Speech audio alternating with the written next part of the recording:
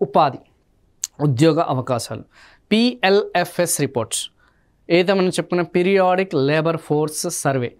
Recent data okay recent in the sense ఇప్పుడు మనం class చెప్పుకునే దాంట్లో చూసుకుంటే త్రైమాసికం అని చెప్పేసి అంటాం సో మొదటి త్రైమాసికానికి సంబంధించింది జనవరి అనేది ఏదైతే ఉందో జనవరి నుంచి మార్చి వరకు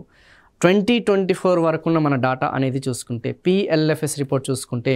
ఈ యొక్క పారిశ్రామిక రంగం అనేది ఎంతమందికి ఉపాధి అవకాశాలు అనేది కల్పిస్తుంది పట్టణ ప్రాంతాల్లో భారతదేశం చూసుకుంటే దాదాపు 32% వర్క్ ఫోర్స్ ఎవరైతున్నారో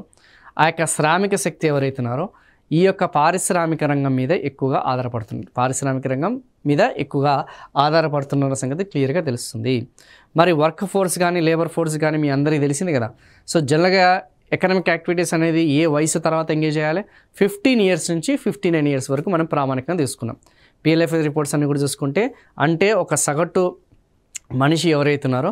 15 సంవత్సరాలు నిండితే ఆటోమేటిక్గా he will be coming under the labour force అతను శ్రామిక వర్గం కిందకి వస్తాడు అందులో ఏదన్నా ఒక ఎకనామిక్ యాక్టివిటీలో పార్టిసిపేట్ చేస్తే ఏదన్నా ఒక ఆర్థిక కార్యకలాపాల్లో భాగస్వామి అయితే అతను వర్క్ ఫోర్స్ కిందకి వచ్చేస్తాడు అలా మన భారతదేశంలో ఈ యొక్క పరిశ్రమల మీద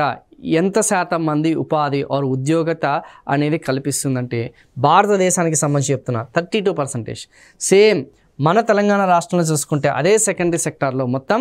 ఆన్ అండ్ యావరేజ్గా శ్రామిక శక్తిలో 30% ఉన్నారన్న సంగతి చాలా క్లియర్గా తెలుస్తుంది అంటే ఆల్మోస్ట్ మన భారతదేశంలోనే అధిక శాతం వచ్చేసి ఎక్కువగా ఇండస్ట్రియల్ సెక్టార్ వైపు డిపెండ్ అయినారు అనేది క్లియర్గా తెలుస్తుంది.